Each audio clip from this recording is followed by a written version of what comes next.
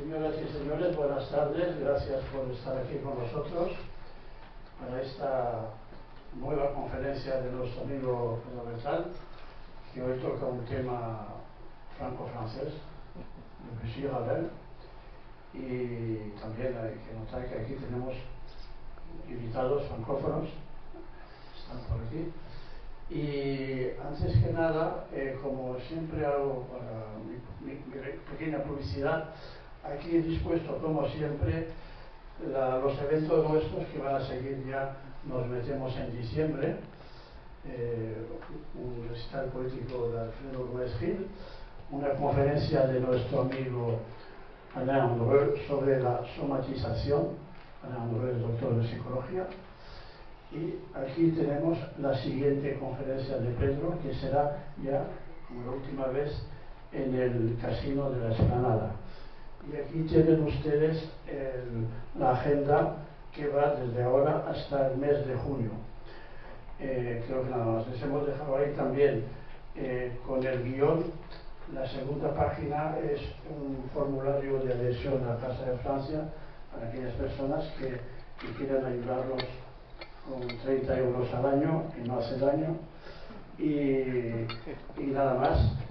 Yo me voy a sentar para ser un espectador más. Y don Pedro, le toca hablar a usted. Muchas gracias, Carlos. Muchas gracias a todos por venir una vez más, y a los que son nuevos, pues gracias por venir por primera vez. Et pour les francophones, je parle français aussi. Vous pouvez faire des questions en français si vous voulez. Je comprends parfaitement. Je peux répondre en français, même traduire votre question. Donc merci aussi d'être venu ici. Hemos dejado unas hojas en todas las mesas. Está el guión de la conferencia, que es más fácil de seguir con el guión y evita la necesidad de tomar notas. Por supuesto, si alguien quiere seguirla sin el guión, es muy libre de hacerlo como lo estime oportuno. Lo digo porque recomiendo especialmente películas, que es algo que suele gustar mucho, películas relacionadas con el tema de hoy, y por eso se puede seguir con el guión y evitáis pues tener que hacer fotografías ahí o tener que tomar notas de algunas cosas que os hayan resultado de particular interés.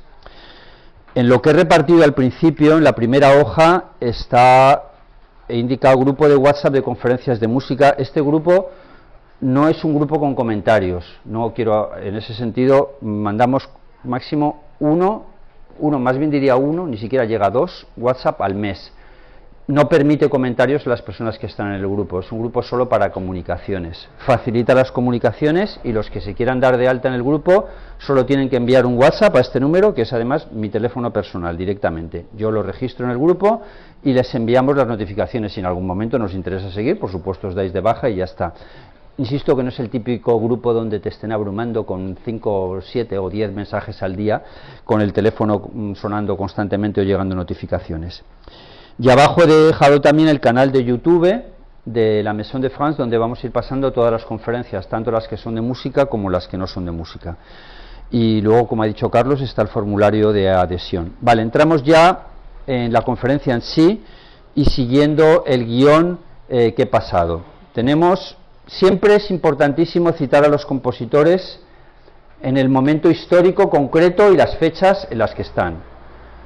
Claude Debussy, 1862-1918, o sea que no es todo siglo XX. Lo más importante de Debussy está en el siglo XX, pero hay obras también significativas en el siglo XIX. Maurice Ravel, 1875-1937, ¿qué quiere decir? Que es 13 años menor y se mete más en el siglo XX. Los dos murieron relativamente jóvenes, 57 y 62. La verdad es que es muy triste lo jóvenes que mueren la mayoría de los compositores. El récord mundial está en 20 años con Arriaga. Schubert está con 31, que no está mal, Mozart 35, Chopin 37, Mahler 50, Gershwin, que hablábamos ahora de Gershwin, con 38. Vale, estos 57 y 62 sigue siendo muy poco, especialmente ya para el siglo XX, claro. Los casos de longevidad son muy contados. ¿Quiénes son Debussy y Ravel? Bien, esencialmente son los dos compositores más conocidos de la música francesa. ¿No significa que sean los mejores? Bueno, probablemente sí. A mí el que más me gusta de todos es posterior, que es Messiaen, pero los dos son compositores fascinantes.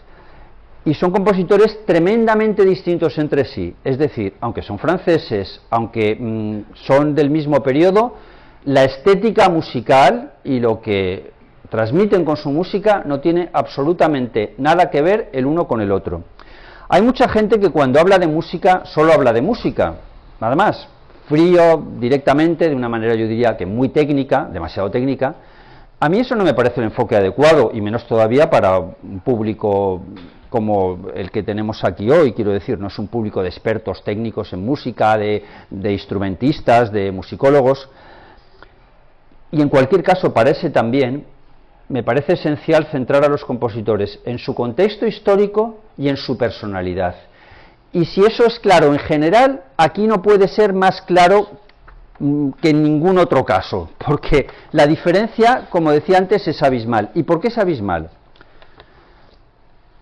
Es abismal por el enfoque que tienen de la sexualidad. Me diréis, bueno, ¿y esto qué tiene que ver, el enfoque de la sexualidad? ¿Qué tiene que ver con la música? Muchísimo, tiene que ver muchísimo. Porque se refleja ese enfoque que tienen de la sexualidad en la música. Vale, ¿cuál es el enfoque de Debussy? Debussy es un hombre tremendamente mujeriego, con carencias afectivas por parte de padre y de madre, lo que normalmente lleva pues a diversos matrimonios, a diversas relaciones, a ser más mujeriego, y que eso lo refleja en una música muy sensual, muy sugerente, sensual, no digo sexual. La música en realidad no llega a ser sexual nunca, sino tremendamente sensual, con insinuaciones de sensualidad constante. ¿Y cómo es Ravel?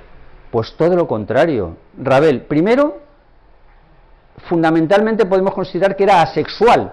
Digo asexual porque no se le conoce ninguna relación, ni femenina ni masculina, ni siquiera ocasional. Por supuesto, nunca vivió con nadie, nunca tuvo novio, por supuesto nunca se casó, por supuesto nunca tuvo hijos, y no se sabe. Algunos estudiantes suyos decían que iba a burdeles de prostitución. Bueno, puede que sí, puede que no. El enfoque que se da en una película reciente que está en filming, que luego hablaremos, es que sí que iba a los burdeles, pero no se acostaba con las chicas. Bueno, como digo yo siempre, lo que pasa luego en la intimidad de los cuartos es imposible de saber.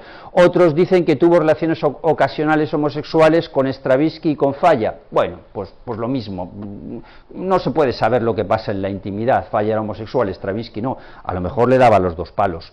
Y diréis, ¿y qué tiene esto que ver? Pues que la música es tremendamente fría, tremendamente cerebral. No digo que sea mala, la música es excelente, la orquestación es soberbia, es uno de los grandes orquestadores de la historia.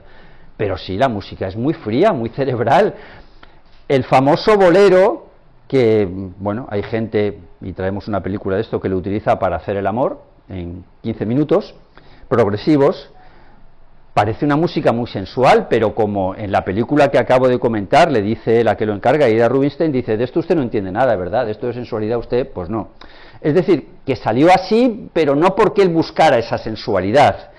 Sí que es importante esta comparación.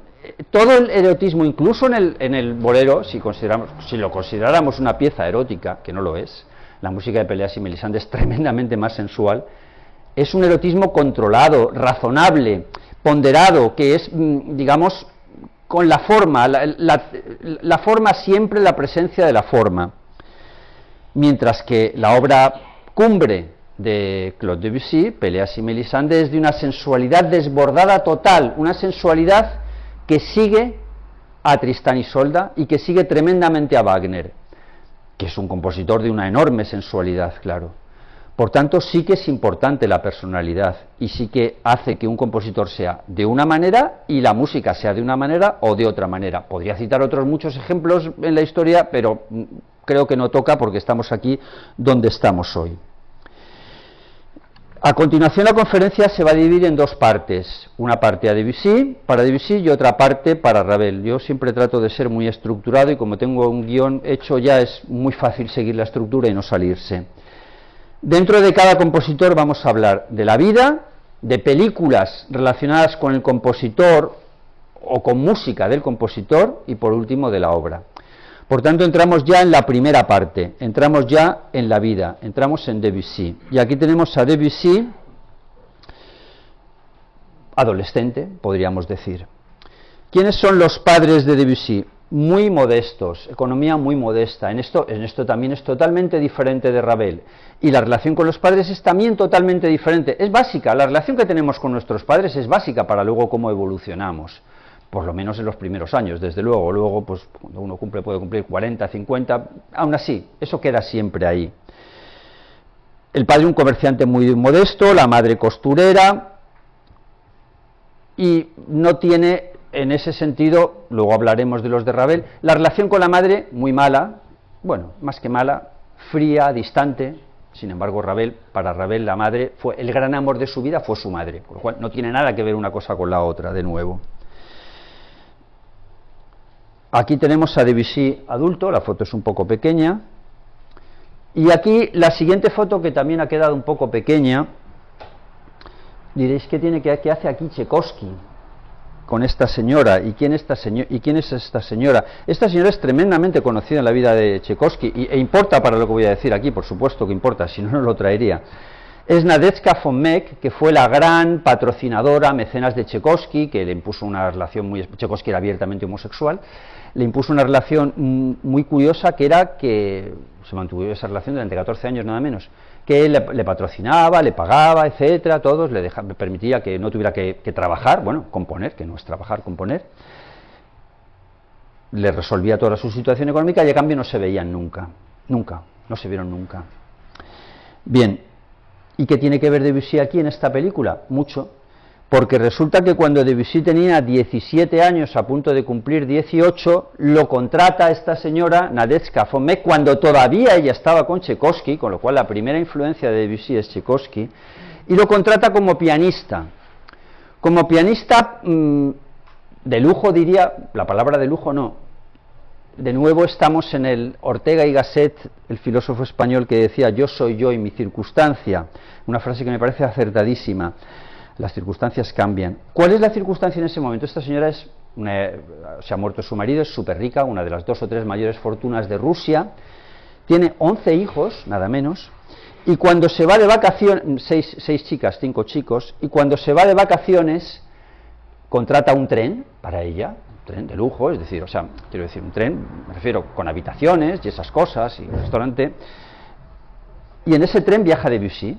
En ese tren viaja por varios sitios de Europa. Claro, tenemos un chico de 17, recién 18 cumplidos, que no ha viajado nunca, que no ha estado ni aquí ni allá, y de repente se encuentra ante los grandes lujos y tal. La otra, Tchaikovsky es lo mejor que hay, Tchaikovsky, claro, pues Debussy profundiza en la música de Tchaikovsky, hace una partitura que envían a Tchaikovsky, que por cierto a Tchaikovsky no le gusta mucho, y empiezan los problemas que tuvo siempre en la vida de Debussy, y que también han tenido otros personajes históricos, compositores y no compositores, y muchas personas humanas, que es el desastre de las mujeres. Como todo se lía por sus enamoramientos, encaprichamientos, podría decir otra palabra más sexualizada, que no procede. ¿Y qué es lo que le ocurre a Debussy? Pues que se enamora de una de las chicas, de las hijas, y ella también de él.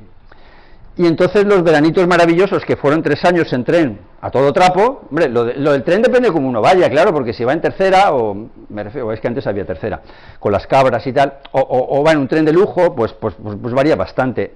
En esos viajes había conocido a Wagner, por ejemplo, pues había estado en Venecia, había estado en Viena, había escuchado el Tristán, que me parece todavía más importante que conocer a Wagner. Lo de Wagner, que lo conociera, las fuentes divergen un poco, pero hay fuentes que lo dicen. Bueno, se enamora. La chica se enamora también de él, y claro, pues este medio pianista pobretón francés no era el candidato ideal que quería la madre para su chica, con lo cual automáticamente te has enamorado, pides la mano de mi hija, me parece perfecto, ala, despedido a la calle, no te quiero ver más. Bien, es una primera etapa que tiene un peso enorme en su personalidad después, porque le gusta mucho el lujo. Bueno, yo diría que a quien no, bueno, hay personas que sí, personas que no diría que a todo el mundo le gusta el lujo cuando lo tiene, me refiero. Lo que siempre ocurre lo peor es cuando lo tienes y luego perderlo, ya la gente lo lleva un poco peor. Pero claro, él de repente se ha visto una vida maravillosa, unas chicas jóvenes, tal, que él estaba entusiasmado, grandes lujos, y de repente se queda a cero, porque está despedido después de haber vivido esa vida. Y esa es su primera etapa. A continuación conoce a esta mujer, que se llama Gaby, Y hablo de las mujeres porque, como digo, tiene una enorme importancia en su música y en su historia personal. Esta relación le duró 10 años, no se casaron, no tuvieron hijos, y cuando rompió por otra, que además Debussy en ese caso no solo tuvo, en ese caso simultaneó las relaciones nada menos que con 3 a la vez, que no está mal, 2 a la vez, ya va bien, pero 3 a la vez, que eran esta, la siguiente, y a la vez, simultáneamente, una persona mucho más conocida que se llama Camille Claudel, que es una escultora francesa que, como sabéis, fue amante de Rodin, obsesiva amante de Rodin, pero también fue amante de Debussy. Más sobre eso después en una película en la que aparece como protagonista Debussy. Bueno, a esta la deja, que es lo típico de Debussy, dejarlas, y ella se intenta suicidar. No está muy claro cómo se intenta suicidar. Hay quien dice que una pistola, que tal.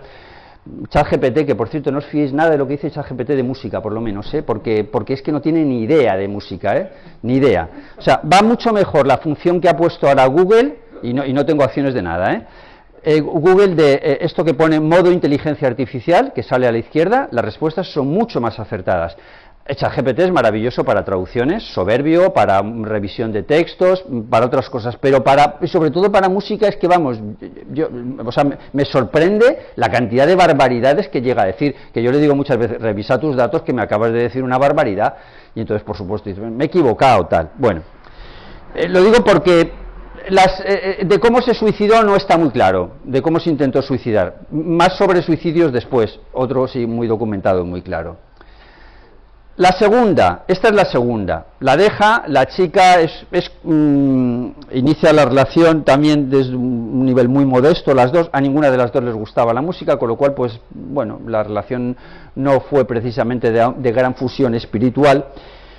Estas se casan, pero automáticamente, o sea, al poco tiempo de casarse, a los 6 meses, ya conoce a otra, y la deja también, y esta ya lo hace un poco más dramático, se pega un tiro, pero de verdad. Un tiro de verdad quiere decir que se pega un tiro en el estómago, y que acierta, pega el estómago, y se queda la bala, no muere, pero casi, y se queda la bala alojada en una vértebra, no sé si la columna dorsal, no está muy claro, una vértebra, o sea, se queda la bala dentro, no se la pueden ni sacar. Con lo cual, y además lo hace nada menos y nada más que en la Place de la Concorde, en París. O sea, en pleno centro de París, se me coge una pistola y se dispara. Y no se murió pues porque tuvo suerte, evidentemente, porque esta sí que estaba claro que... ¿Y por qué la deja? Pues porque Debussy conoce a otra, que es esta, ¿vale? Que es la segunda esposa y la tercera mujer, porque la segunda no llegó a casarse. Esta es muy conocida, además, en la historia, se llama Emma Bardac, y es muy conocida porque fue amante de Fauré, otro gran compositor francés. Al parecer tuvo un hijo con él, esto no está muy claro, porque estaba casada a la vez con un riquísimo banquero judío, ella era judía también, de hecho se llamaba Emma Moisé, más judío difícil. Lo que pasa es que se cambió el nombre de Bardac al casarse. Bueno, la deja por esta, estando casado con ella también tiene aventuras, etcétera, ella se enfada, pero como ya está un poco más mayor y la salud le funciona bastante peor, pues ya las aventuras no llegan a tanto. Hace un bebé con ella, que está aquí, Chuchu se llamaba, o el nombre, el mote que le pusieron. Debussy sí que se vuelca afectivamente con su bebé, parece que con las mujeres pues afectivamente no se volcó nunca demasiado. Y la historia es bastante trágica porque muere Debussy en 1918 y la niña muere a los meses después, nada que ver con la muerte de su padre, meses después, con 13 años de edad, por un mal tratamiento médico contra la difteria.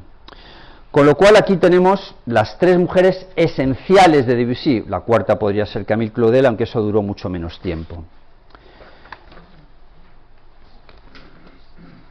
Debussy murió el 25 de marzo de 1918 mientras París estaba siendo bombardeado en la Primera Guerra Mundial, pero no tuvo nada que ver con el bombardeo, o sea, es decir, murió con 57 años y con eso terminamos las pinceladas estas sobre su vida. Películas. Esta película está en YouTube gratuita, es una película de Ken Russell, que es el que más películas ha hecho de música. Quiero decir que está en YouTube, pero en inglés puro y duro. Cuando yo hablo de inglés puro y duro, quiere decir que no hay subtítulos ni siquiera en inglés. También está en DVD en un cofre que se llama The Great Composers, pero tampoco hay subtítulos en el cofre, para los que no hablen inglés. Las películas de Ken Russell son estupendas, es un hombre que adoraba la música, conocía profundamente la música, pero para entenderlas hace falta saber un poco de la vida, porque da pinceladas, aparecen las tres mujeres, aparecen los intentos de suicidio, pero claro, si uno no conoce bien la historia, no se acaba de centrar del todo. En cualquier caso, a mí la película me encanta, y como casi todas las de Ken Russell, hay algunas verdaderamente geniales, esta es de un nivel muy alto. Todas son originales, todas no son originales, me refiero que no son el típico biopic tradicional, pero esto está dicho en positivo, no en negativo. Next film, Camille Claudel. Esta película es muy conocida, es de amplísima recomendación, la recomiendo totalmente. Hace referencia, es Isabelle Adjani, Camille Claudel, y Gérard Depardieu es Rodin. Hace referencia, es una película larga, de casi 3 horas, hace referencia a la relación entre ambos, que tuvo luego una continuación bastante mala, una secuela bastante mala, por cierto. Y aparece Debussy como protagonista, porque en un momento, con un actor interpretando a Debussy, porque en un momento dado, pues cuando Rodin la deja a ella, porque Rodin, como sabéis, estaba casado con otra, mantuvo la relación, estando casado mantenía la relación, era una estudiante suya, 25 años más joven, pues ella se refugia en Debussy, pero parece que Debussy pues como que no da el nivel, no da el nivel y no, pues no le parece que, vamos, no da el nivel de Rodin, y la chica le regala a Debussy una escultura que se llama La Valse, y Debussy desde ese momento hasta el final de su vida tuvo la escultura en su mesa de trabajo centrada, o sea que para él fue algo importante, sin duda. Además una mujer muy sensible, mucho más adecuada para él que las otras, él de un nivel cultural, aunque no fuera músico, pues era escultora, etc. Siguiente film, The Loves of Emma Bardack, porque es una película inglesa. Bueno, ya sabemos quién es Emma Bardack, porque lo he dicho antes, es la segunda mujer de Debussy, o la segunda esposa, mejor dicho, tercera mujer contando las principales, tercera y última, porque esta le aguantó hasta el final. Esto no es exactamente una película, yo lo podría calificar de docudrama, pero es absolutamente preciosa, es de las películas documentales más bonitas que he visto nunca. No es tampoco un documental, no es el típico documental. ¿Por qué es preciosa? Porque está toda con cuadros impresionistas, con lo cual,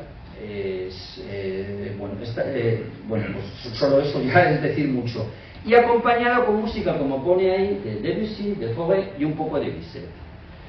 Claro, es precioso porque estás viendo cuadros impresionistas con estas dos pianistas francesas, Katia y Marie Labec, tocando música de Debussy, de Fauré, y a la vez te van contando un poco la historia, te ponen imágenes reales, de Debussy reales, de Fauré reales, de la niña, de la hija que tuvieron, y realmente es preciosa, es una película que uno no se cansa de ver.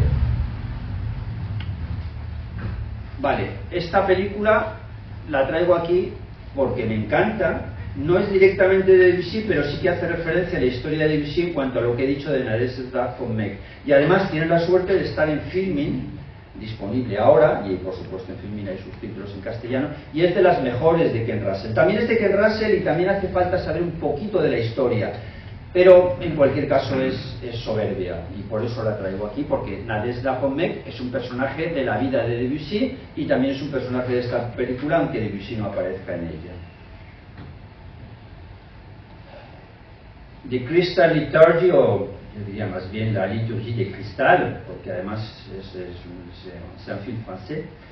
La liturgie de cristal es un documental soberbio sobre Viver Messiaen. ¿Y quién es Viver Messiaen? Es el continuador de Debussy, es un compositor que ya fallece a finales del siglo XX y que además es el mayor profesor de música que haya habido en la historia en cuanto a importancia de sus alumnos. En su cátedra de París enseñaba principalmente a sus alumnos Debussy, fascinado con Debussy. Por tanto, es un personaje importante para la historia de Debussy, no de la vida de Debussy, pero sí de la posteridad de Debussy. Y su música nace de Debussy, luego ya se desarrolla, va tomando otros caminos, etc. El Cid. ¿Y qué tiene que ver aquí el Cid? Bueno, tiene que ver porque Debussy escribió una ópera sobre el Cid. Esto es poco sabido. Ya se llama Rodrigo y Jimena. Y yo por eso traigo películas relacionadas con lo que estoy hablando, no que no tenga nada que ver. Aparte, la película es muy buena. con Charlton Heston, que también es muy conocido por su rol en El planeta de los simios, en las dos primeras películas del planeta de los simios, y otras películas y otras muchas más. Seven Years in Tibet, con Brad Pitt. La película es excelente y tiene en parte música de Debussy, por eso la traigo aquí. Edgar Allan Poe's House of Usher, o The Fall of the House of Usher. ¿Por qué? Porque esta es la última ópera de Debussy. Esto es una película no sobre la ópera de Debussy. Debussy no llegó a terminar la ópera, escribió solo 25 minutos. 25 minutos que Pierre Boulez considera, y me añado a la opinión de Pierre Boulez, lo mejor que escribió Debussy, lo más original, lo más fascinante y un grandísimo avance dentro del siglo XX. Estamos en ese momento ya en 1917. Es una obra de terror. Ravel también estaba fascinado por Edgar Allan Poe. De hecho, cuando fue a Nueva York, lo primero que quiso hacer es visitar su casa. Y bien, por eso tiene perfecta relación la película. Bueno, esta me encanta. Esta es de recomendación absoluta y total. Y muy relacionada con Debussy. Está relacionada con Debussy y está relacionada con Stravinsky. ¿Quién es Nijinsky? Nijinsky es uno de los bailarines o coreógrafos más famosos del siglo XX. Es el que estrenó La consagración de la primavera. En cuanto a la forma de ver la película, lo he buscado, yo la tengo en DVD, se puede comprar en DVD, en fin, tampoco pasa nada por hacer una pequeña inversión en comprar en DVD, pero no la he localizado en ninguna plataforma que se tenga acceso desde España, porque realmente es que esta es plenamente recomendable. Está en Prime Video, pero en Prime Video de Estados Unidos. Y yo, por más esfuerzos que he hecho por conectarme a Prime Video de Estados Unidos, nunca lo he conseguido, porque no te deja Amazon directamente, es decir, te exige residencia fiscal en Estados Unidos. En cuanto ve que la tarjeta ya le puedes comprar la VPN más sofisticada que haya, que mueres, que al final no te deja conectar. Con lo cual la única manera es comprarla por Amazon. Realmente es soberbia. Aquí está Nijinsky y el hombre mayor es Diaghilev. Es una relación homosexual con mucha diferencia de edad. ¿Y qué tiene que ver con Debussy? Porque está el estreno del Prélude à l'après-midi d'un faune, traducido en español por Preludio a la siesta de un fauno. El estreno en versión ballet con Nijinsky, que fue además muy comentado, un gran escándalo, porque Nijinsky sexualizó totalmente la escena, como que estuviera teniendo sexo al final, y eso es real, es históricamente así. Y luego porque está el estreno mundial de un ballet precioso de Debussy, maravilloso, que se llama Jeux, o Juegos. Y también está el estreno de La consagración de la primavera de Stravinsky, pero no trata solo de la consagración, pero también aparece Stravinsky, por supuesto, entre los protagonistas, pero no trata solo de la consagración de la primavera de Stravinsky. Y a mí particularmente, esta es una opinión personal y todas las demás opiniones son igual de respetables que la mía, me gusta muchísimo más yo que La consagración de la primavera. Es una obra absolutamente fascinante. Es un ballet muy original, del que brevemente hablaré después. Bueno, seguimos con películas.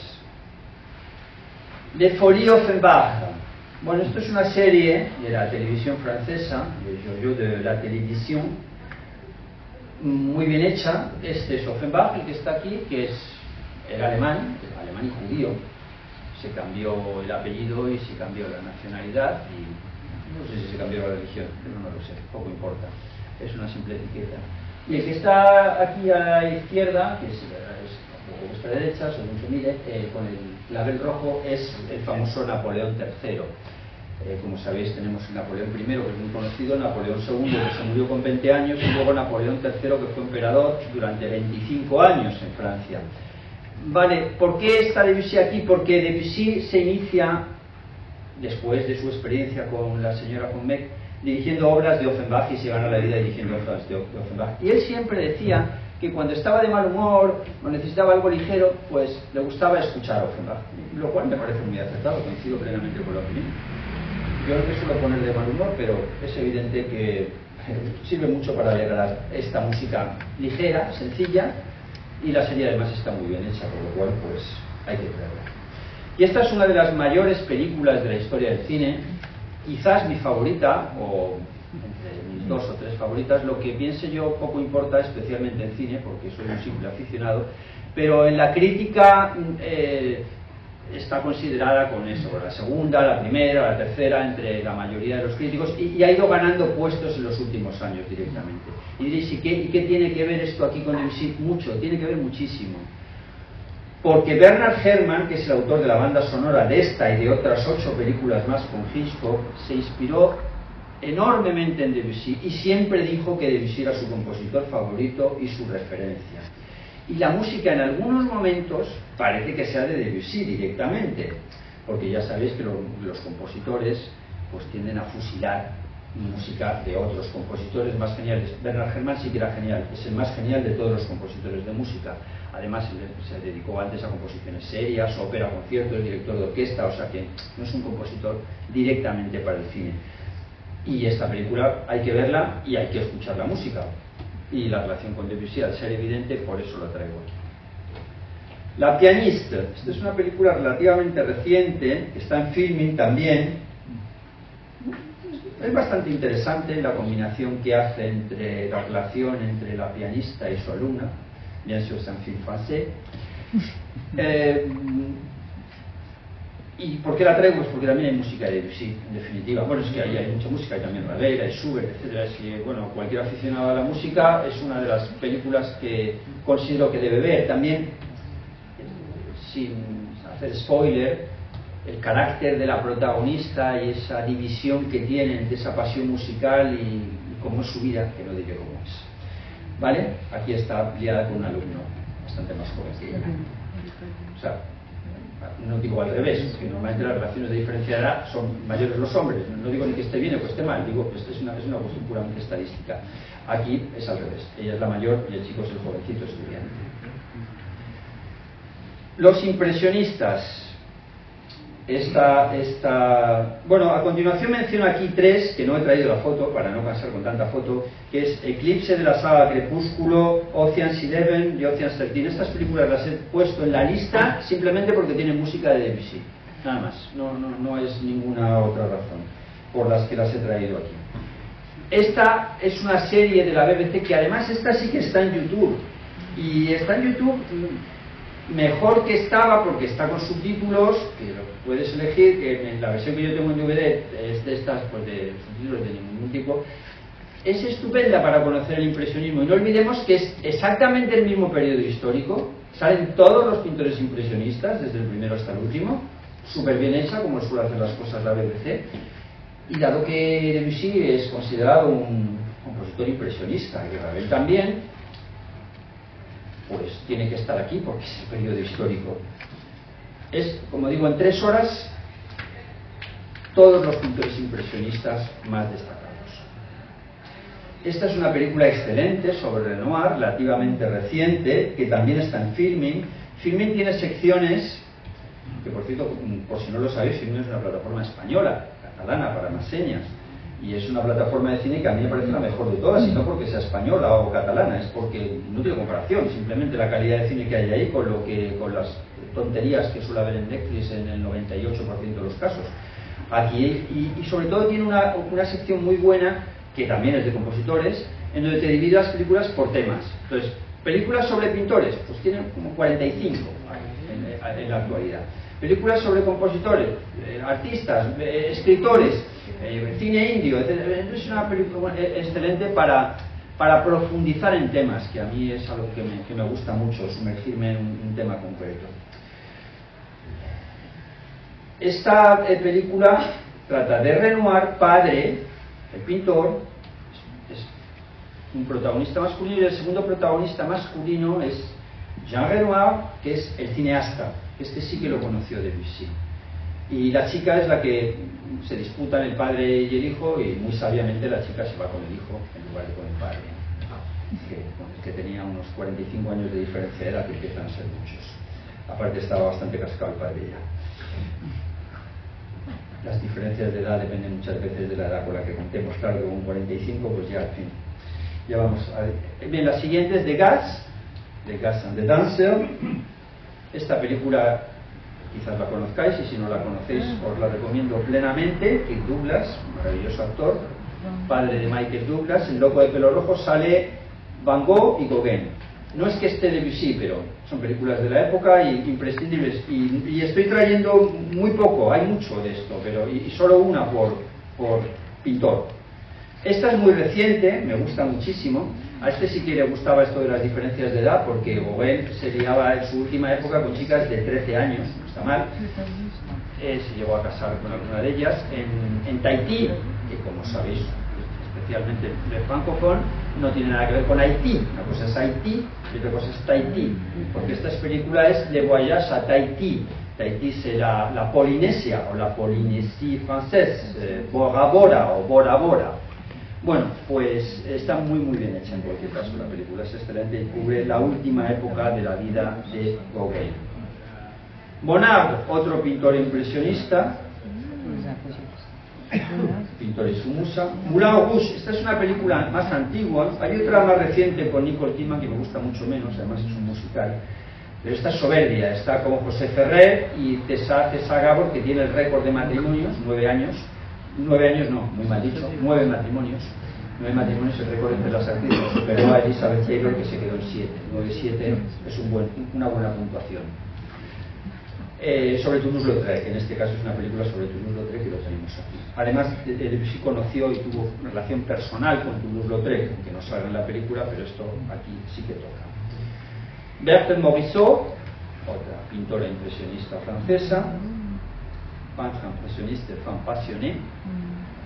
Y Mr. Turner, este tiene más relación con Debussy porque curiosamente, bueno, no es francés, es inglés, pero era el pintor favorito de Debussy cuando hicieron una exposición monográfica, que ya en aquella época se hacían, en 1903 en Londres, sobre con obras de Turner. Debussy fue específicamente a Londres para verla y dijo, él mismo lo dijo, que había tomado inspiración de los cuadros para 2 de sus obras, concretamente, se puede pedir más, Edith Joyeuse, con lo cual procede. La película es muy buena también. Modigliani, no, aquí tenemos Surviving Picasso. Tengo Modigliani aquí, sí. Vale, Surviving Picasso. No olvidemos que Picasso y Debussy son estrictamente contemporáneos. Lo único que pasa es que Picasso vivió 90 años y Debussy 57. Pero coincidieron en el momento y en el tiempo en París.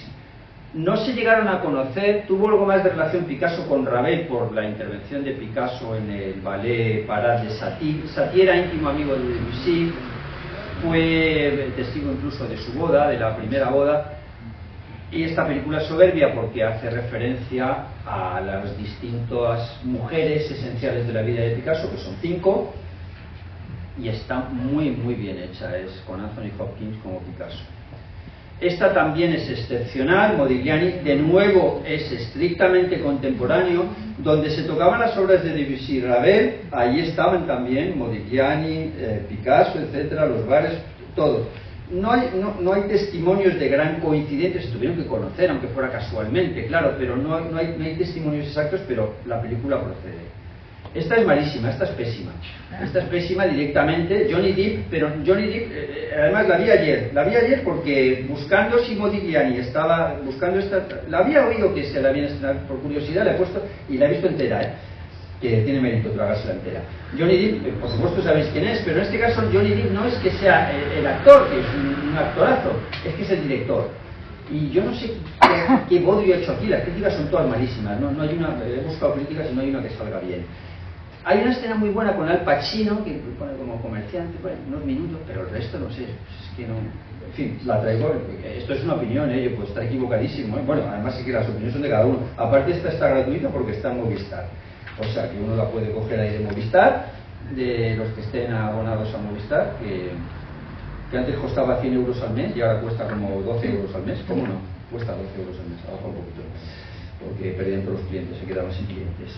Bueno, 12 euros al mes sin fútbol, claro. Fútbol ya no sé, no tengo ni idea de fútbol. No me interesa.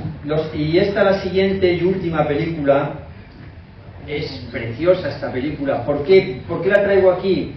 Porque es la obra tan conocida de Marcel Proust, contemporáneo también, por supuesto, de la misma época, de Debussy, de Ravel. Y además es que la película es tan bonita, una obra que es difícil de hacer porque en cine, y encima, por si fuera poco, la música es de Gente, que es uno de los grandes compositores de la segunda mitad del siglo XX, y de los primeros años del siglo XXI, falleció en 2012, por lo cual es una película que lo tiene absolutamente todo. Bien, hemos cerrado la sección cine y pasamos a la sección influencias. A mí esta parte me gusta siempre mucho entre los compositores. Es evidente que todos los compositores tienen influencias de otros. Es decir, nadie coge de cero y no tiene en cuenta lo que han escrito los demás. No, porque entre otras cosas tienen que estudiar las partituras, etc. Con lo cual la parte de influencias es fundamental. Primera influencia, Weber. Weber, que no Weber, sí, son distintos. Weber es siglo XX, Weber es el romanticismo alemán. Y segunda influencia, Wagner. Ya sé que esta película la he traído muchas veces, pero tengo un motivo especial para traerla hoy. El motivo especial es porque se ha hecho una versión restaurada, que está en YouTube gratis. La modesta duración de la película son 8 horas 40 minutos, no es una serie, es verdad, son 8 horas 40 minutos. Yo la vi íntegra en su momento cuando la estrenaron en el cine en Londres, la vi entera, en una sola sesión.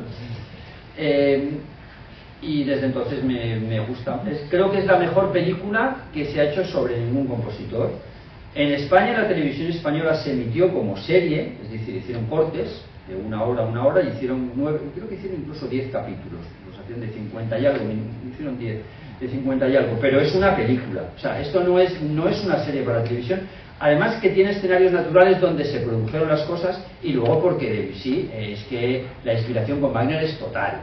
En un momento dado, Debussy dijo que no, que ya no le gustaba Wagner y que Wagner, pues que no era para tanto. Bueno, primero que fue Bayreuth, por lo menos 2 años a Bayreuth. Bayreuth es el Festival Sagrado de Wagner, eso ya es mucho. Conocía, él mismo alardeaba de que era capaz de tocar Tristán y Isolda de memoria al piano, que no está mal, y alardeaba y lo demostró. Y cuando dijo que Wagner, bueno, es que ya Wagner, a mí Wagner pues me gusta tanto porque Wagner tal, directamente mentira. ¿Y por qué digo que es mentira? Porque en su ópera principal, Pelléas y Mélisande, en realidad la única, porque es la única que está completa desde todos los puntos de vista, luego hablaremos de la obra de esto, en los interludios orquestales, para los cambios de escenografía, lo que coge es música de Parsifal, de la última ópera de Wagner, y prácticamente la transcribe. O sea, entonces, ¿cómo que no te gusta Wagner? No, claro que te gusta Wagner, sigues apasionado por Wagner. Lo que es verdad es que es mucho más selectivo, a lo mejor, en esas apreciaciones. En lo cual, por otra parte, coincido totalmente. Yo he sido un grandísimo fanático wagneriano, he ido muchos años a Bayreuth, estaba loco por Wagner, estaba enfermo por Wagner. La enfermedad se me ha pasado, estoy mucho mejor. De hecho, creo que me he curado del todo en Berlín, que los que me conocéis sabéis que paso mucho tiempo en Berlín, porque hace un mes y algo, hace un mes, justo, pues escuché el anillo entero en la ópera de Berlín, y es verdad, Wagner, coincido con Debussy, o sea, Wagner tiene 2 obras que son totalmente, con el mayor respeto por las opiniones de los demás, por supuesto, que son Tristán y Isolde y Parsifal, y esas a Debussy le fascinaban, y le fascinaron hasta el final, y la influencia en cuanto a la música de Parsifal está en Pelléas y Mélisande, y en cuanto al tema está en Tristán y Isolda, porque Pelléas y Mélisande es como un Tristán y Isolda bis, más sensual, a lo mejor más sugerido de las cosas, pero es una ópera esencialmente wagneriana. Por tanto, Wagner, por mucho que diga, es lo que es. ¿Qué es lo que ocurre? Pues que evidentemente entre Francia y Alemania pues ha habido varias guerras, y no hablo ya de la guerra mundial, hablo fundamentalmente de la guerra franco-prusiana de 1870, que la ganaron los prusianos, ya sé los alemanes, esa no la ganaron los franceses, 1-0 para Alemania. Y luego el empate vino en la Primera Guerra Mundial, que la vivió Debussy en primera persona, y además en ese momento se llegó a prohibir en Francia la música alemana y la música austriaca, contra la opinión de Ravel. Con lo cual, pues bueno, tampoco quiso posicionarse, y es verdad que dijo que la música francesa tenía que alejarse de la música alemana. Bien, muy correcto, pero eso no significa que tú no sigas apasionado por Wagner. Y bueno, en cualquier caso lo podéis buscar en YouTube, y no hace falta que la veáis entera de una sesión como yo, o sea, la podéis ver a trozos, de 1 hora diaria en sobremesas. No está en capítulos así, está hecha en 2 largos trozos en la versión que hay en YouTube, pero esta es recomendadísima. Bueno, también está Rameau, también está Massenet, también está Mussorgsky, y decir, ¿y esto qué tiene que ver? ¿Quiénes estáis? ¿Esto qué tiene que ver aquí? ¿Qué me has traído aquí? No, yo todo lo que traigo tiene sentido. Esto es gamelán javanés. El gamelán javanés fue introducido en Europa por primera vez en 1889. 1889 es donde se produce la famosa Exposición Universal de París, en donde se construyó la Torre Eiffel. Iba a ser una estructura provisional, pero que finalmente se quedó allí de manera definitiva. Bueno, pues entre otras cosas, en esa Exposición Universal, por el propio nombre de Universal, vinieron músicos de Java. Java, como sabéis, es la isla más grande de Indonesia, por cierto, el cuarto país más poblado del mundo, con más de 300 millones de habitantes, esto es poco sabido, o casi 300 millones. Estamos en China, India, Estados Unidos, y el cuarto ya es Indonesia, muy cerca de Estados Unidos, que lo superará pronto seguro. Es donde está Bali también, pero está la música balinesa que viene de Java, por supuesto, aunque Bali es una isla hindú y Java es una isla musulmana, pero la música de Java, el gamelán javanés, dejó fascinados a un montón de compositores en ese momento, porque ya había unos cuantos compositores en París, y todos fueron a ver esto que es, claro, esto es nuevo, ¿no? Situaros, no había discos, no había radio, no había televisión, y de repente vienen unos señores de allí, de Asia, y que hacen una música que no tiene nada que ver lo conseguido. Y todos los demás lo escucharon y dijo, sí, muy bonito, muy interesante, muy bien. Pero Debussy dijo, muy bonito, muy interesante, y lo metió en su música. Y eso es una novedad enorme, porque ya a finales del 19 Debussy introduce elementos del gamelán javanés en sus partituras. No es que lo copie, no es que lo transcriba, como luego llega a hacer Britten años más tarde. Luego eso se generaliza, por supuesto, porque ya empiezan los viajes en avión, y ya hay compositores porque viajan en avión, escuchan. Britten se pasó un mes de vacaciones en Bali, y ahí cogió muchas ideas. Es importante el gamelán javanés como influencia, por tanto, también. Y ahora pasamos a la categoría de influidos. El primer influido, Ravel. Messiaen, ya hemos hablado de él. Pierre Boulez, compositor central en Francia, en la música de la segunda mitad del siglo XX y los inicios del siglo XXI, también es un compositor muy influido por Debussy. Bartók, Stravinsky, Janáček, y este que traigo aquí es quizás menos conocido, pero si lo traigo es porque esta es la mejor película de Ken Russell, y esta sí que se entiende. Le salió una película. Delirious es un compositor inglés, un compositor, por cierto, muy fácil, muy accesible, ¿eh? Es un Debussy a la inglesa, yo lo calificaría así, pero más fácil que Debussy, porque Debussy tiene partituras que no son fáciles. El que sea fácil, pues bueno, tiene ventajas, también tiene inconvenientes, pero ahí está. Y esta película es que no hay ninguna otra película, parece que sea el propio Delirious el que está ahí. El propio Russell dice, no me ha salido nunca ninguna película mejor. Por lo tanto, vale la pena verla, y si queréis comprar el cofre a mini precio de Amazon, donde está esta, dice The Great Composers, está Delirious, está Elgar y está Debussy. Tiene muchas más que en Russell, tiene como 20 o 25, pero bueno, así le han llamado el cofre. Luego tenemos a Falla, y luego tenemos a Britten, y este es un compositor actual. Este es un libro mío que he escrito sobre Thomas Ares, que es el compositor actual más relevante, nacido en 1971, o uno de los más relevantes, no digamos el que más, desde luego el más interpretado, en óperas en el Met, en el Royal Opera House, en la Ópera de la Bastille, etc. Raro que un compositor actual tenga tantas en tantos sitios. Y él siempre ha dicho que su compositor favorito es Debussy, que su mayor influencia es Debussy. Con lo cual, estamos en influencia de Debussy. Ahora ya, en el siglo XXI, en 2025, Ares escribió para el Covent Garden el año pasado un ballet, Dante Project, influenciado por Debussy. Por tanto, es un compositor que ha influido tremendamente. No he querido detenerme, pero la lista en sí es larga y podría ser muchísimo más larga. A diferencia de Ravel, que no ha influido nada, Debussy ha influido enormemente en las generaciones posteriores y una cantidad muy grande de compositores. Bien, obras. Péléas et Mélisande. Esta es la obra mágica, esta es la obra clave de Debussy. Ahí está Mélisande con su longue chevelure o larga cabellera y Péléas abajo. Es una historia de amor, es una historia romántica, es una historia de pasión, podríamos decir pasión contenida. No, porque Mélisande se casa con Goulot, el hermano de Péléas, con una cierta diferencia de edad. Péléas es más joven. Péléas y Mélisande se enamoran, es decir, el hermano se enamora de la mujer del hermano, ambos se enamoran. Goulot mata a Péléas, bueno, frío, es pasional, y Melisande muere. Dicho esto muy sintético, es una obra, está entre mis 5 óperas favoritas, y a veces es la favorita. Esto va variando. Entre los mayores recuerdos que tengo en mi vida es escucharla 3 días consecutivos. A mí me gusta mucho repetir, me gusta poco variar, ir cambiando. 3 días consecutivos en la Salle Favart, en la Comédie, en Francia, donde se estrenó precisamente. Bueno, seguimos. Esto es también Peleas y Melisande. No sé, creo que no se ven bien las letras, en el papel sí que se ven bien, porque ha sido un tema que ha sido desarrollado por otros compositores, por Fauré, por Schönberg y por Sibelius. Schönberg no es de las obras avanzadas, es anterior al periodo decafónico, con lo cual al que no le guste Schönberg, esta la debe escuchar. Y además la grabación es soberbia con la Filarmónica de Israel, una de las grandes orquestas del mundo. Esta es otra ópera de Debussy, Rodrigue y Ximena. Esta es la que decía sobre el Cid.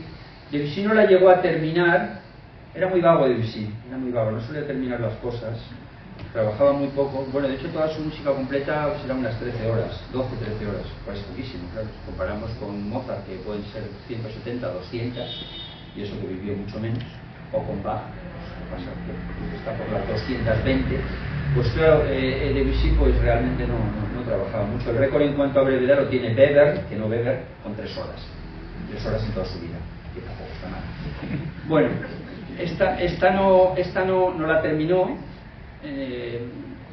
porque bueno, él dijo que es que había cambiado, claro, tardaba tantos años en hacer las cosas que había cambiado ya de estética y que no le convencía mucho y tal. Entonces la dejó incompleta. Hay versiones que no es tan relevante como la otra, ni de casualidad. Esta sí que es interesantísima, El martirio de San Sebastián, porque esta es posterior a Peleas. Esto estamos hablando, muy poco conocida esta obra, 1910-1911. He puesto un link de Martirio de San Sebastián, GB Ópera Channel, es un canal gratuito de ópera, de los varios canales de YouTube. Hay almas amables que suben cosas. El de ópera en vídeo tiene nada menos que 35.000 grabaciones, he dicho 35.000, o sea, ni siquiera haciendo una al día daría tiempo, voy a tener varias vidas. Es un señor que se ha dedicado a subir óperas. Bueno, este es más modesto en cuanto a la cantidad, y está...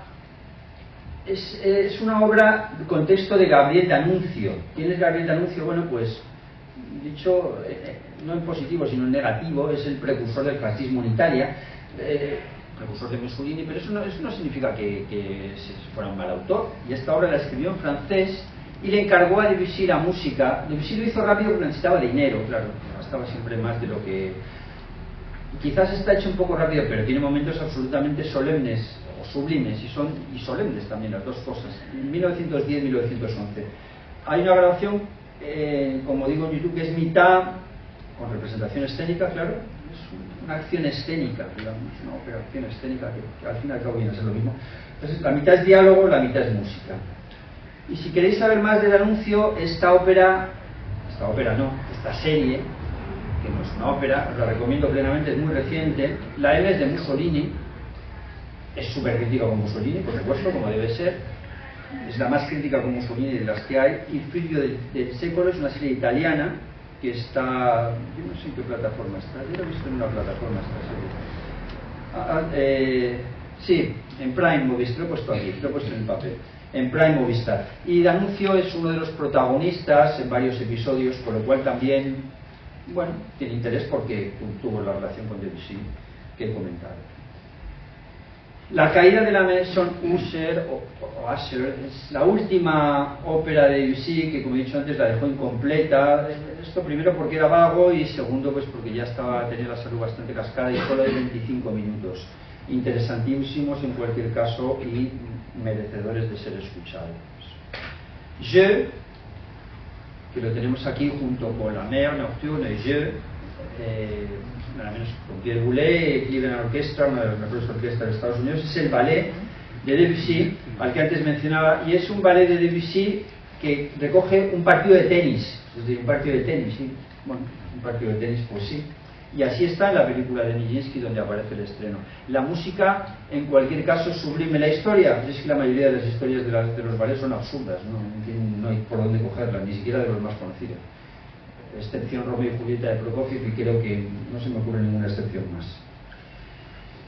Y esto lo he traído porque es una anécdota curiosa, que es un ballet de Shostakovich sobre el fútbol, con lo cual tenemos es un equipo de fútbol soviético en Occidente, con lo cual tenemos un ballet sobre el tenis y un ballet sobre el fútbol. El Shostakovich además era un gran fanático del fútbol y era árbitro de fútbol y todo. Bien, Prélude à l'après-midi d'un faune. Aquí lo hemos traducido en España por preludio a la siesta de un fauno. No sé por qué hemos puesto en lugar de tarde, que es la traducción correcta, o siesta. Bueno, es la sensualidad de la siesta, no sé. Es una obra todavía del siglo XIX, pero suena enormemente al siglo XX y absolutamente esencial desde todos los puntos de vista. Y esto es un fauno, porque claro, mucha gente dice, ¿y esto de fauno? ¿Esto qué es un fauno? Claro, un fauno no es un minotauro. Un minotauro es la sexualidad extrema, estos cuadros de Picasso que hay muy representativos, la sexualidad extrema del minotauro, etc. El fauno es la sensualidad. Y de nuevo volvemos a la sensualidad de Debussy, por eso esa música es también tremendamente sensual. La Mer se calificó en el programa de mano cuando se estrenó como obra impresionista, y a Debussy no le molestó y le pareció correcta. Es una de las grandes obras de Debussy, y aquí nada menos que con Leonard Bernstein, que por cierto tiene un vídeo en YouTube fabuloso donde explica la obra de Debussy. Chanson, bueno, tenemos de nuevo preludio, Image, bien, Image por orquesta, que es con The Cleveland Orchestra, que es una obra excelente, muy conocida particularmente por uno de sus movimientos que se llama Iberia. Chanson de Bilitis, una obra menos conocida de Debussy, es abierta y totalmente sexual y sensual. Canta a la religión del sexo, en contra totalmente del cristianismo, alaba la homosexualidad femenina, el lesbianismo, y bien, desde una enorme sensualidad, interesantísima. Y por último traigo esto porque es el famoso Clair de Lune, que conoce mucha gente y algunos es lo que más conocen de Debussy. No es lo mejor de Debussy, es lo más fácil, lo más sencillo, lo más accesible, dura además solo 5 minutos. Está metido aquí dentro de la suite d'Argamasque. La suite d'Argamasque tiene 4 partes y una de estas es Le Clair de Lune. Bien, con esto cierro Debussy. Me he extendido más de lo que me voy a extender con Ravel porque estoy completamente enamorado de Debussy, y Ravel me gusta mucho, pero no estoy enamorado de él. Me gusta mucho, es verdad, me gusta mucho Ravel, no digo que no me guste. Lo que pasa es que por Debussy es auténtica pasión, además desde hace mucho tiempo, es de esas pasiones que duran, que no se van. La de Ravel se ha ido bastante, la de Debussy no. ¿Y quién es esta señora? Pues es la madre de Ravel. Aquí la primera pregunta que surge mucho es, ¿Ravel español? Bueno, la verdad es que sí, Ravel es mitad español. ¿Y por qué es mitad español? Pues porque su madre era española, entonces es mitad español. Muchos dicen, no, es que era vasca. Bueno, vasca, pues el País Vasco, Euskadi o las provincias vascongadas están en España, ¿no? Entonces, pues yo creo que es completamente correcto llamarla española. Sus padres, léase los abuelos de Ravel, eran españoles, también del País Vasco, pero eran españoles. ¿Qué le hablaba la mamá de Ravel a su hijo en la intimidad? Pues tampoco lo sabemos bien. No dominaba ni el español ni el vasco, pero los medio hablaba los dos. Pues tampoco importa mucho. Se conocieron, la madre y el padre. La madre era de una familia modesta y los abuelos también eran modestos, de una familia modesta. Sin embargo, el padre no. El padre de Ravel era un ingeniero eminente, colaborador estrecho de Gustave Eiffel, léase el autor de la Torre Eiffel. Se conoció a esta chica en Madrid, en un viaje de Madrid, de España, bien, se enamoraron, iniciaron la relación, y ella insistió en que quería que Ravel naciera en el País Vasco, aunque fuera en Francia. Y por eso Ravel nació aquí, en Cibourg. Es un pueblo que está a 8 kilómetros de la frontera española y a 28 kilómetros o 30 kilómetros de San Sebastián. Sabéis que el País Vasco francés es bastante más importante o grande que el País Vasco no, que la Cataluña francesa. Y aquí nace Ravel, pero bueno, nace no por accidente, es porque la madre quiere. Él siempre se sintió también vasco y también español, y utiliza el folclore vasco y el folclore español en muchas de sus obras. aquí tenemos a Ravel en Euskadi con un partido de pelota vasca. Y esta es otra casa de Ravel que no está en Euskadi. Él iba mucho al País Vasco en cualquier caso, sobre todo en la última época iba al País Vasco francés, sobre todo a Saint-Jean-de-Luz, que está muy cerca de, no sé si se dice de Luz. Ok, está muy cerca de Cibourg. Esta casa es la que se hizo él a 30 kilómetros de París, que todavía existe, es un museo, el Museo Ravel. Dentro se ve la minuciosidad que era coleccionando cosas, comprando cosas, todo súper ordenado, súper estructurado, un poco como es su música también, y como es su vida sexual. Claro, como no tenía vida sexual, podía ser muy ordenado. Es fácil, sin tenerla, puede ser ordenadísimo. Es cero, el orden perfecto es el cero. Sigue, la casa sigue todavía vigente. Se llama la Belvedere y es visitable. Y Ravel, no lo he dicho, y es importante, muy importante, para entender su personalidad. Ravel estaba enamorado de su madre, vivió siempre con su mamá y con su papá, lo cual yo no digo ni que esté bien ni que esté mal, bueno, no sé si está regular. Pero claro, se entiende más en la generación de los españoles ahora de 20 y de 30 años porque no se puede decir, pero Ravel era millonario y, o sea, con los derechos de las obras ya, tanto como, sí, millonario, ganaba mucho dinero. Entonces, vivir con el mamá y la papá, pues bueno, vale. Se muere el papá y sigue con la mamá. Y cuando la madre se pone muy grave, decide incluso que debe desertar, porque más sobre esto después, como soldado en la Primera Guerra Mundial para atender a su mamá. No deserta, le ocultan la enfermedad de su madre, se muere la madre. Ya no queda ni mamá ni papá. ¿Qué quedan? Gatos. Gatos. Esto no me gusta la expresión vieja con gato, no me gusta, pero esto es viejo con gato, ¿vale? O con gatos. Tenía 3. Entonces, pues él vivía solo con sus gatos, muy aislado, con muy poca relación social, por eso a 30 kilómetros de París, y bueno, pues lo tenemos con sus gatos. Y este es otro con un gato, pero este de poco sexual no tenía nada, este era una bomba sexual. Tiene mi caso, ¿no? Era todo lo contrario, vamos a decir. Tú te haces de contraer, ¿no? Obseso sexual, hasta el final. Hasta el final no se le pasó. Relaciones cada vez con más diferencia de edad, la última con 46 años, que por cierto se suicidó, decía que la mujer estaba por dinero y se suicidó con 50 años, no debía estar por dinero, se suicidó, ya que era millonaria. Bueno, pues otro señor con un gato y que pintaba cuadros con gatos también sexualizados, ¿vale? Ravel no hubiera hecho todo así, ¿no? Este cuadro está en el Museo Picasso de Málaga, por cierto, excelente museo, no está muy lejos. Stravinsky y Ravel, lo he dicho antes, hay algunos libros que dicen que Stravinsky tuvo relaciones con Ravel. ¿Y cómo lo sabes? ¿Qué sabes lo que pasa en la intimidad? Sí, fotos no hay, vídeo menos. Entonces, pues, bueno, es una opción. Yo creo que va a ser que no, pero bueno. ¿Y esta quién es? Esta es Ida Rubinstein. Sí que es un personaje importante en la vida de Ravel, no porque a Ravel le interesara, que no le interesaba un pimiento a las mujeres, ¿no? Ni las mujeres, ni los hombres, ni el Espíritu Santo. La mamá y los gatos, ya está. Y el papá un poco. Ida Rubinstein es muy importante porque ella impulsó mucho las obras de Ravel y es además la que encarga el bolero. Más sobre esto después. Es una bailarina judía rusa, muy famosa en su época y que tuvo gran importancia en la vida de Ravel. Ravel soldado. Pues sí, Ravel fue soldado en la Primera Guerra Mundial, se apuntó, no daba la estatura, era muy bajito el chico, era 1,58, y aparte pues, pero aún así se apuntó y como no daba para pegar tiros, le pusieron de conductor de ambulancia, pero conductor de ambulancia no pegaba tiros, pero los veía y le rozaban los tiros. De hecho, tuvo que ser ingresado en el hospital bastante enfermo, vio a mucha gente morir, etcétera. Para él fue un trauma muy grande la Primera Guerra Mundial. Y este es otro soldado, pero del otro equipo.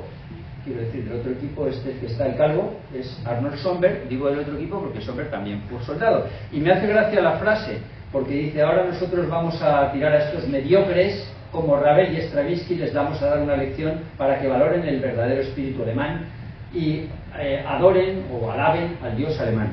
Claro, me hace gracia mucho la frase porque Schönberg, como probablemente sepáis, era judío, muy judío por parte de madre, de padre y de Espíritu Santo. Claro, la bestia más negra de Hitler, y claro, esa frase luego pocos años después se le pasó porque pues tuvo que salir volando de Alemania y refugiarse en Hollywood porque, pues eso, era la bestia negra de Hitler, el soldado del equipo enemigo. Y este es Ravel, un poco tétrica la foto, pero es Ravel muerto. ¿Cómo muere Ravel? Pues muere de una manera muy trágica, porque tiene un accidente de taxi. Un accidente de taxi, y además en el Centre de París, Teatro de Champs-Élysées. O sea, saliendo del Teatro de los Campos Elíseos, que es donde se estrenó la consagración de la primavera, y de Debussy, al lado del río Sena, pues un poco manzanas más allá, pues un taxi pega en lateral, entonces los coches, Puccini también tuvo un accidente brutal de coche que le deterioró mucho, pero a Ravel le dan los cristales en la cabeza, se queda, tiene un problema neurológico que parece que se había manifestado ya un poco antes, pero a partir de ese momento degenera. Entonces, no es que se muera del accidente, sino que a partir de ese momento entra en una situación degenerativa, ya no puede componer música, no sabe ni escribir, va perdiendo la capacidad de palabra, muy joven, 62 años, o sea, que evidentemente es y fue a partir del accidente. Deciden hacer una intervención en el cerebro, le ponen esas toallas, le quitan todo el pelo y no supera la intervención, a las pocas horas se muere. Con lo cual, pues tenemos la muerte de Ravel. Y a continuación, voy a dejar esta imagen que es bastante más bonita porque la imagen de otro lado es un poco tétrica, viene la herencia, y esta sí que es la bomba. O sea, si no había habido sexo en la vida de Ravel, la herencia es, pues, le contraire. El sexo tiene una parte determinantísima en la herencia. Es una anécdota interesante, curiosa, muy jurídica. Aquí tenemos un ilustre abogado. Ravel comete la tontería de no hacer testamento, cosa que no se debe hacer, sobre todo cuando uno es, ahí siquiera intermillonario, porque los derechos de autor del bolero le producen una cantidad enorme de dinero. El bolero durante muchos años, y todavía, se interpreta una vez cada 15 minutos en algún punto del mundo. Es una de las obras más interpretadas, y sobre todo si tenemos en cuenta los arreglos, las variaciones. Bien, pues Ravel no hace testamento. Queda de heredero su hermano, en virtud de la legislación francesa, distinta de la española, por cierto, pero queda heredero su hermano. El hermano era un chico normal, no era tampoco que era un degenerado que se dedicara a gastarse sumas viajando en yates de lujo con prostitutas, no, un chico normal. Y está casado pues con una chica también normal, hasta ahí todo bien, todo muy bonito. Dice, vale, pues ha dejado el hermano, bien, en lugar de hacer una fundación, que es lo que tenía que haber hecho, una fundación que para gestionar sus derechos, etcétera. El hermano y la esposa tienen otro accidente de tráfico, pero este bastante grave, se quedan muy tocados los dos, particularmente la mujer. Muy tocados, de tal manera que necesitan recurrir a una masajista y a un chofer, pues porque ya no pueden conducir, para desplazarse. Son multimillonarios en ese momento, Han pasado ya 20 años desde la muerte de Ravel, más de 20 años. ¿Y qué ocurre? Pues que la esposa del hermano fallece. Pues el accidente de tráfico no se recupera bien, tal, se muere. Y la masajista dice, esta es la mía. Mucho más joven la chica, mucho más joven que casada con el chofer. Que contratan una pareja, eso creo que no lo he dicho. O sea, contratan una masajista y un chofer, los dos de un nivel muy modesto. Y entran los dos en la casa simultáneamente. Y la masajista, como digo, dice, ¡buah! Está muerta, rey muerto, rey puesto, voy a por él. Y el bobo, porque es bobo, tonto de las narices, del hermano de Ravel, le deja todos los bienes a la masajista. La hace heredera universal. No solo la hace heredera universal, sino que le dice, cariño, te quiero mucho, quiero casarme contigo. Vale, se le desvía la cosa a la masajista porque 9 días antes de la boda se muere. Y se muere mucha gente. Se muere, la anécdota es bastante graciosa. Y sigue, no he terminado. Digo, 9 días antes de la boda, me refiero a la boda, creo que estamos situados, ¿no? Ravel ya está muerto hace rato. La boda del hermano de Ravel, el hermano de Ravel también se ha muerto. La boda del hermano de Ravel con la masajista. Pero da igual, el testamento ya estaba hecho. El único problema es que los derechos de sucesión no son los mismos, porque en España, por ejemplo, hoy eso tributaría a nada menos que al 60%, porque no estaban casados. Pero, bueno, da igual, derechos de sucesión, que me has dado poner mucho, poco hay. El caso es que se muere el hermano de Ravel y la masajista es heredera universal. Antes, un pequeño detalle importante, se ha divorciado el chofer. Pero un divorcio muy raro, porque se divorcia el chofer, pero siguen viviendo en la casa. O sea que, claro, parece, todo lo que parece, y por lo que sigue, es un divorcio pactado. Es decir, nena, a lo mejor el chofer también le dijo, nena, tú divórciate de mí, que total, podemos seguirlo haciendo igual por las noches. Te casas con este, somos millonarios, y luego pues ya, como total, ya está cascado el accidente y tal, y se va a morir, pues ya luego lo arreglamos. Y efectivamente, se muere el hermano de Ravel, ella hereda y se vuelve a casar otra vez con el chofer. Ya sé, tercer matrimonio, en los cuales el primero y el tercero son con la misma persona. Y a continuación diréis, bueno, ¿qué? ¿Cómo sigue? Se muere la chica. ¿Quién hereda? El chofer.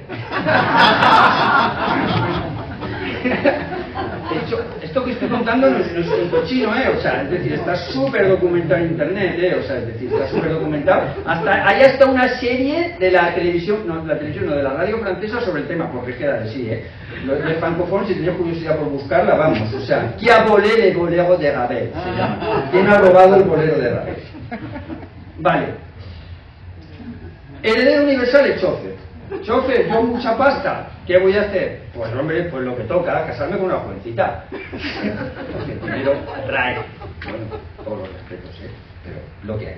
Entonces, el chofer se casa con una jovencita. Claro, las autoridades francesas estupefactas, porque el bolero de Ravel, el bolero de Ravel, Monsieur Ravel, la tradición, la France, con este chofer,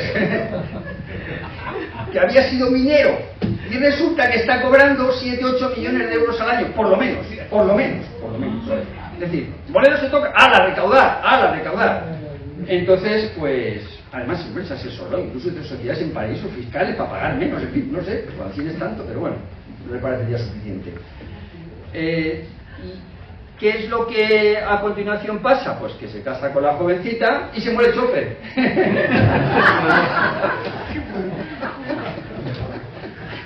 Además, las muertes son relativamente continuadas, quiero decir que ninguno de esos durante 3 o 4 años el episodio, esto daría lugar para una curiosa serie de televisión, no sé por qué a nadie no se le ha ocurrido hacerla, porque quedaría bastante graciosa. A mí se me ocurre todo con el bolero de fondo. De hecho, la serie esa de radio está en el bolero todo el rato. Bueno, paréntesis, y retrocedo 2 puntos. Cuando el escándalo francés, ¿qué ha pasado? El bolero de Ravel, un sabolé el bolero de Ravel. Hay que solucionar esto. Única manera, vamos a buscar algún heredero de Ravel de verdad. Vale, vamos. Había un sobrino en Suiza, padre era suizo, creo que no lo he dicho. Pues este que reclame. Y presentan una demanda en los tribunales de Francia, en Bayona, reclamando que el testamento es nulo. ¿Qué testamento? El testamento del hermano de Ravel. ¿Por qué? Dan 2 argumentos. Porque estaba muy tocado, porque la otra le había condicionado, con sexo, claro, y que entonces pues que eso no valía y que había que impugnar el testamento, y además porque por una disposición francesa, como había sido su enfermera, los enfermeros no podían heredar. Y eso no lo entiendo muy bien, pero bueno, creo que tenía la demanda. A lo mejor hay algo así que diga así la legislación francesa de entonces o de ahora, no lo sé. La pierden la demanda, la pierden. Porque además en ese momento ya se ha muerto. Y el chofer, ex minero, muy espabilado, ha hecho unas cuantas donaciones en favor de la obra de Ravel, apoyando la obra de Ravel, o sea, con el patrimonio de Ravel, apoyando la obra de Ravel, diciendo, no, yo me estoy ocupando de esto, hombre, que yo no solo me gasto la pasta, que yo también me ocupo de defender aquí los derechos. Total que la pierden, el juicio. Apelan y también lo pierden. Bien, a continuación, la jovencita, pues también se muere, y hereda la hija de un matrimonio anterior de la jovencita, que es la actual heredera de los derechos de Ravel. Punto y final. Punto y final de la historia. Ya, la continuación es que los derechos de Ravel ya se han terminado. Lo que no se ha terminado es con la pasta que hay en el banco, claro, esa no se ha terminado. Bueno, se puede terminar, todo se puede gastar. Con lo cual es decir que ya no recaudan automáticamente. Hay algún juicio más y demás, pero es que lo haría muy largo y no es necesario. Creo que he contado la esencia de la historia y bueno, pues es graciosa. Y Ravel, que lo dejó todo tan ordenado, esa música tan razonable, tan abierta, una vida tan ordenada, qué desastre, porque se le olvidó ordenar algo bastante importante, que es lo que pasa tras la muerte. Y no es anécdota, sobre todo cuando hay mucho dinero, no hay dinero que más da. Pero cuando hay dinero, pues es mejor ordenar las cosas. Y aunque se fiara del hermano, pues no es suficiente. No creo que fuera una decisión sabia dejárselo al hermano, porque además dejar una fortuna tan inmensa no tiene lógica. ¿Para qué? Quiero decir, déjale al hermano por bien situado, le compras un piso, le pones una pensión de, yo qué sé, 5.000 euros al mes, 10.000 euros al mes, 20.000 si quieres. Pero hombre, no le des toda la fortuna porque puede pasar lo que pasó y no te mueras sin hacer testamento. Pero bien, eso es l'histoire de Le Bolero de Ravel. Películas. Vale, esta está bastante bien, es muy reciente, tan reciente como que es del año 2024, está en filming también. C'est un film français, en francés. En filming, por supuesto, está con banda sonora original española. Filming lo hace muy mal porque no pone las bandas en el propio idioma, me refiero que no permite Netflix y Prime, que lo permiten, ponen el propio idioma, me refiero que puedes ver francés con subtítulos en francés, pero bueno, da igual, se puede ver con subtítulos en español o sin subtítulos, el que lo entienda todo.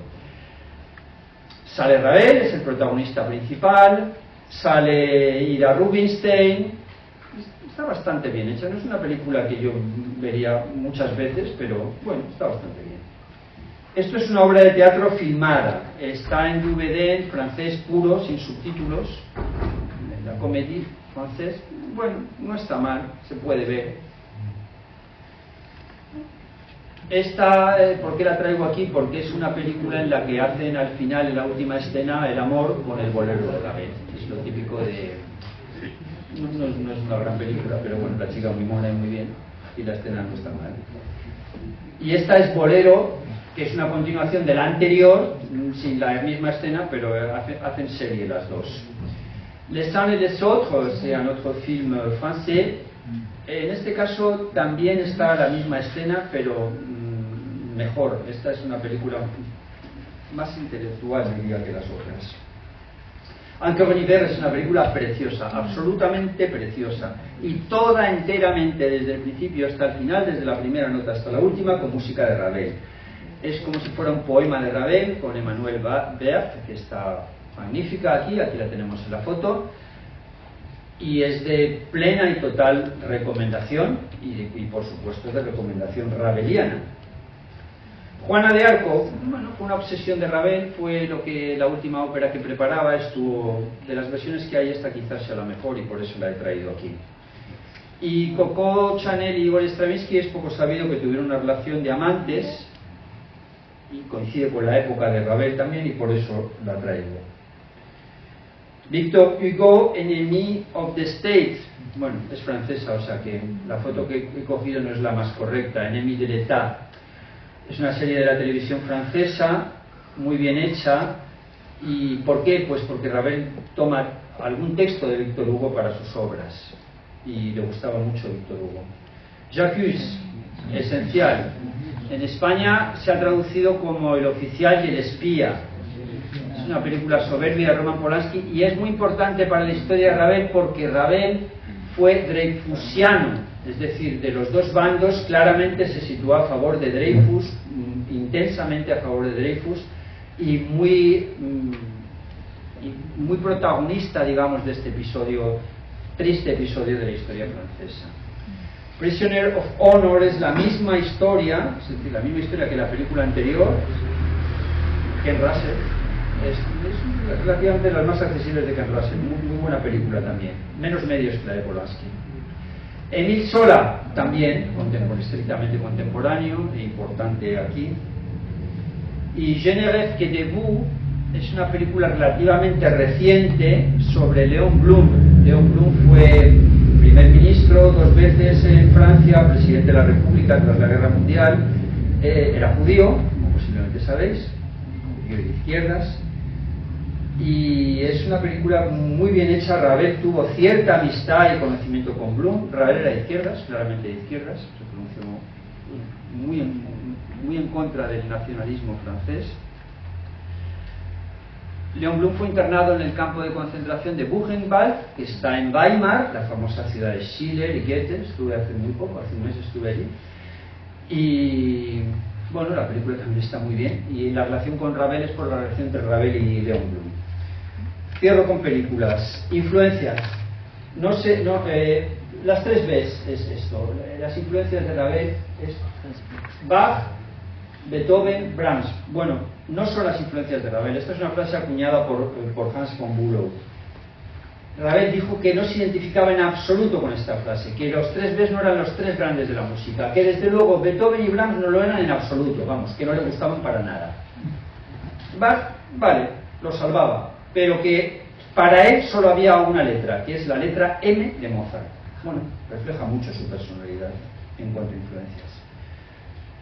Y este que traigo aquí, ¿y este quién es? No sé si lo reconocéis o no. ¿Lo reconocéis? ¿No? Si miráis un poco fijamente, es un político o expolítico, doy pistas. ¿Tampoco? Comunidad de Madrid, presidente de la Comunidad de Madrid, famoso político del Partido Popular. Bueno, pues ya que no lo saca nadie, Ruiz Gallardón. Ruiz Gallardón, y diréis que tiene que ver aquí Ruiz Gallardón. Bueno, Ruiz Gallardón aquí no es que está disfrazado, está disfrazado, lógicamente, pero para una película, Ruiz Gallardón, Albéniz era su tío abuelo. Y esta película hace Ruiz Gallardón de Albéniz en una película española. Influidos, muy poco. Aquí tenemos con Gershwin en la foto, el más joven de la foto de aquí, Ravel con Gershwin, Ravel es el que está sentado. Y aquí tenemos a Gershwin pintando nada menos que a Schoenberg. Digo influidos porque influyó mucho en Gershwin y influyó en Vaughan Williams, son los únicos. Gershwin pintando a Schoenberg porque jugaban al tenis, Gershwin era muy rico y jugaban con su derecho de autor de Rhapsody in Blue y otras partituras mediocres. Pues pintaba, jugaba todas las semanas, una o dos veces por semana en su pista de tenis con Schoenberg, y aquí está Gershwin pintando a Schoenberg, es una foto muy graciosa. Bien, obras. L'Heure Espagnol. L'Heure Espagnol es una ópera de Ravel, corta, 50-55 minutos. Esta versión además está en una plataforma, he puesto el link, es una plataforma que se llama Opera Visión, que es una plataforma de la Unión Europea, donde van renovando cada 6 meses, y es del Palau de las Arts en Valencia de hace nada, de este mismo año, de mayo. Una ópera estupenda, magnífica, que no se conoce lo que se debería conocer porque es realmente muy buena ópera. No hay muchos recitativos, lo cual es bueno. L'Enfant et le Sortilège es otra ópera estupenda de Ravel, esta además es en versión cine, he puesto el link, a las dos está el link de YouTube, un link gratuito claramente. Y L'Enfant et le Sortilège es de un niño, pues las bromas que gasta el niño con... Más que bromas, el niño que no quiere hacer, il veut pas faire la tâche, quiere hacer sus deberes, y entonces pues, bueno, realmente la música es mágica, me encanta. Y la película que menciono a continuación, que no lo he traído en la foto, es Colette. Sobre todo los franceses conoceréis bien a Colette, porque es la autora del libreto de L'Enfant et le Sortilège. Y la película de Colette es muy buena, es reciente, está en Movistar, Prime Video y Rakuten, como he puesto. Tiene además música de Thomas Ares, nada menos, o sea que es recomendable desde todos los puntos de vista. Obras, Ballet d'Arnis y Chloé, un ballet genial de Ravel, es un ballet. Y Bolero, vale, muy brevemente porque es bastante tarde. El origen del bolero es lo siguiente: Ida Rubinstein le dice a Ravel que quiere una obra de temática española, un ballet, porque esto es importante decirlo y es muy poco sabido, el bolero es un ballet. El bolero no es una obra que se toca en los conciertos, se puede tocar en los conciertos, por supuesto, igual que la Consagración de la Primavera de Stravinsky, o Romeo y Julieta de Prokofiev, o El Lago de los Cisnes de Tchaikovsky, pero es un ballet. Corto, pero es un ballet. Le encarga un ballet, porque ella quiere, y quiere un ballet de temática española. Y Ravel dice, ya tengo la solución, voy a hacer Albéniz, Iberia, que es una obra para piano, estupenda de Albéniz, un grandísimo compositor español. Voy a hacer la versión orquestal de Iberia. Está entusiasmado con el proyecto, empieza a trabajar con él, y de repente le dice, no, si solo los derechos los tiene Enrique Fernández Arbós, no puedes hacer nada. Ravel desesperado, ¿cómo? Si ya estoy tan lleno de ideas y tal, no. Qué pena, porque hubiéramos tenido una Iberia magnífica. Y se le ocurre este tema, y finalmente, pues con este origen español, hace esta obra, que es una obra, como él dice, que tiene muy poca música, pero que es una obra muy sencilla, muy accesible, muy fácil, repetitiva, el principio o el inicio de la música minimalista. Y bien, pues este es el origen del bolero. Música orquestal. Y aquí tenemos lo que para mí es las mejores, no me gustan ya tanto esas clasificaciones. Ravel quiso hacer dos conciertos para piano, dos piano conciertos, para salirse del bolero. Él dijo que el bolero tenía una fama excesiva, que él era capaz de cosas mejores, y realmente lo consiguió. Los dos son absolutamente soberbios, los dos conciertos. Aquí tenemos con Pierre Boulez, además, y tiene la curiosidad de que uno de los conciertos es para la mano izquierda, solo para la mano izquierda, y simultáneamente lo hizo con otro que es para las dos manos. Él dijo que uno era para él y otro ¿para quién es? Pues para el hermano de este señor. Este es Wittgenstein, el filósofo. Esta no es una película, es una película de Derek Harman. Las películas de Derek Harman son casi todas bastante difíciles. Esta se entiende y es bastante, a pesar de que la filosofía es complicadísima, la de Wittgenstein, y aparece en la película además la historia del concierto para piano de Ravel para la mano izquierda. ¿Por qué? Porque el hermano del filósofo Wittgenstein, por cierto, una de las familias judías más ricas de Europa, que pagaron a Hitler por quedarse en Viena, Hitler respetó el pacto, pagaron una fortuna, una absoluta fortuna. Paul Wittgenstein era pianista, fue soldado en la Primera Guerra Mundial y perdió un brazo. Entonces se encargó a Ravel y a otros compositores, pero el que a Prokofiev, y me duele decir, me duele porque estoy enamoradísimo de Prokofiev, pero le salió mejor la obra a Ravel que a Prokofiev. En Prokofiev es el cuarto concierto para piano. Y le salió una obra magistral a Ravel que la hizo para que este hombre la tocara. Lo que pasa es que no era fácil. Y cuando se fue a estrenar a Paul Wittgenstein, al hermano del filósofo, que aparece también en esta película como tipo de hermano, se le ocurrió pues hacer unos arreglitos para simplificarla. No le consultó a Ravel para que no se enfadara, pero Ravel estaba en el estreno, claro, saltó en furia diciendo, bueno, pero vamos a ver, o sea, yo te he hecho esta obra, te he dado derechos en exclusiva para 6 años, me has pagado, claro, porque el hombre pagaba para que le hicieran las obras, no me puedes estar ahora haciendo cambios. Y eso es la anécdota del concierto para piano, que es una obra maestra. Simultáneamente, como digo, hizo el otro para dos manos, normal, pero para él, o sea, para tocarlo Ravel. Dos obras maestras ya hacia el final. Y aquí tenemos que Ravel y Mussorgsky, porque es una de las obras más conocidas de Ravel y de las más maravillosas, espectacular, orquestación soberbia, que es los cuadros de la exposición de Mussorgsky, que eso es una obra para piano que Ravel orquesta. Se toca mucho más la versión orquestal que la de piano. Y la tenemos aquí pues con Celibidache, que es este grandísimo director. Y esta película la traigo aquí porque es una película sobre Celibidache que se estrena ya. El próximo 14 de noviembre se estrena esta película. Hace ya rato que decían que se iba a estrenar.